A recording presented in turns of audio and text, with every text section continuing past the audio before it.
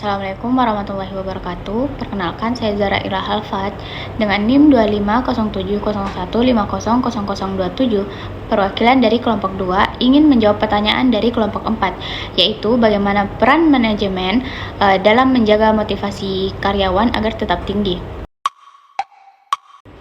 Jadi, apakah Anda pernah bertanya, kenapa tim saya tampak lesu? Jawabannya ada pada sentral Anda, para manajer. Motivasi bukan kebetulan, ia memang diciptakan.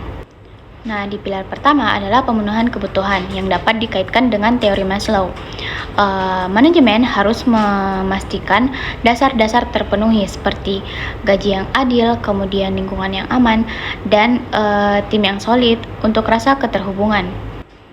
Yang kedua, kita pisahkan pencegahan ketidakpuasan dari pencipta semangat yang dikaitkan dengan teori Herzberg. Teori Herzberg ini ada terbagi dua, yaitu faktor higienis seperti gaji, kebijakan, dan kondisi kerja. Faktor ini itu hanya untuk mencegah keluhan karyawan. Kemudian ada faktor motivator. Nah, faktor ini itu yang paling memicu dalam menjaga tingkat motivasi karyawan. Berikan mereka pengakuan, kemudian tanggung jawab, dan pekerjaan yang menantang.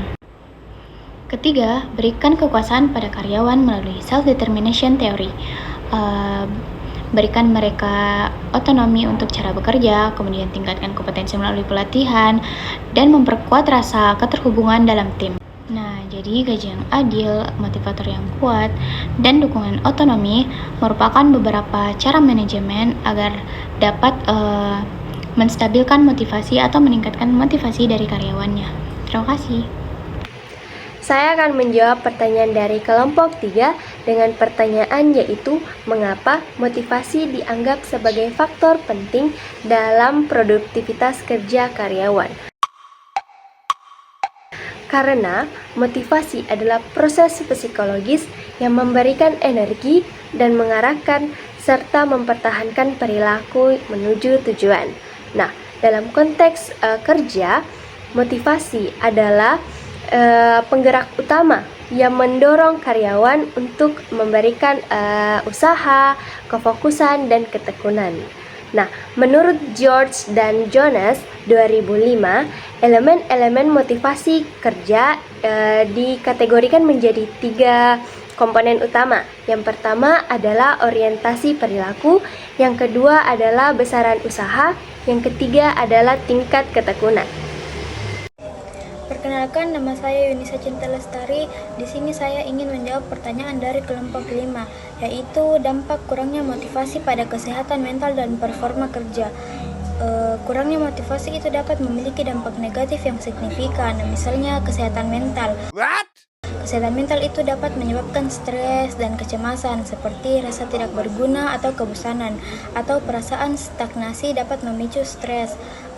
Burnout, misalnya hilangnya hasrat atau makna dalam pekerjaan, dapat berujung pada kelelahan emosional dan sinisme. Depresi, rasa putus asa atau kurangnya penghargaan bisa memperburuk gejala depresi. Adapun dampak negatifnya bagi performa kerja yaitu penurunannya kualitas, seperti kurangnya perhatian terhadap detail dan standar kerja, misalnya keterlambatan dan absensi, atau meningkatnya ketidakhadiran atau perilaku menarik diri. Produktivitas rendah, misalnya melakukan tugas hanya karena keharusan tanpa energi atau inisiatif. Baik, saya akan menjawab pertanyaan dari Zahra Isabel selaku perwakilan kelompok 1, yaitu bagaimana hubungan tingkat motivasi dan produktivitas karyawan. Sebenarnya hubungan antara tingkat motivasi dan produktivitas karyawan itu umumnya adalah positif dan linear, atau sampai titik tertentu sebelum potensi kelelahan atau tekanan berlebihan. Tingkat motivasi itu terbagi menjadi 2, yaitu motivasi tinggi yang dimana karyawan menunjukkan keterlibatan yang tinggi serta berinisiatif dan berkomitmen pada tujuan organisasi dan bersedia melampaui tuntutan tugas dasar. Hal ini yang menghasilkan output kerja yang lebih tinggi, berkualitas dan inovatif. Sedangkan adapun karyawan yang motivasi rendah itu cenderung hanya melakukan pekerjaan seadanya, sering absen, dan menunjukkan tingkat pergantian yang tinggi. Hal ini secara langsung menurunkan efisiensi dan kualitas produksi.